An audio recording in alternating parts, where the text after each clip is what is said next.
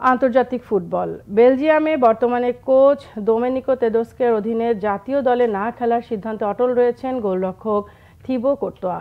বৃহস্পতিবার সামাজিক যোগাযোগের মাধ্যমে করা এক পোস্টে একথা জানিয়েছেন রিয়াল মাদ্রিদের তারকা গোলরক্ষক। অনেকের বিচারেই বিশ্বের অন্যতম সেরা গোলরক্ষক কোর্তোয়া। গত বছর বেলজিয়াম কোচ দোমেনিকো তেদোস্কের সঙ্গে ঝামেলায় জড়ানোর পর ইউরোর দল থেকে বাদ পড়েন। তার জায়গায় বেলজিয়ামের গোলপোস্ট আগলেছেন কোয়েন ক্যাস্তেলেস। গত জুলাইয়ে ইউরোর শেষ ১৬য় ফ্রান্সের কাছে হেরে বিদায় নেন বেলজিয়াম। এরপরই বেলজিয়ামের কোচ হিসেবে তেদোস্কোর যোগ্যতা নিয়ে প্রশ্ন ওঠে।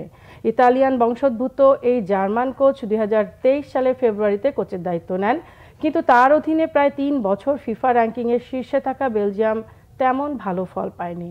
বৃহস্পতিবার সামাজিক যোগাযোগ মাধ্যমে করা পোস্টে ৩২ বছরের কোর্তোয়া বলেন, জাতীয় দলের জার্সি পরার সম্মানটা পেয়েছে নিজেকে সৌভাগ্যবান মনে হয়।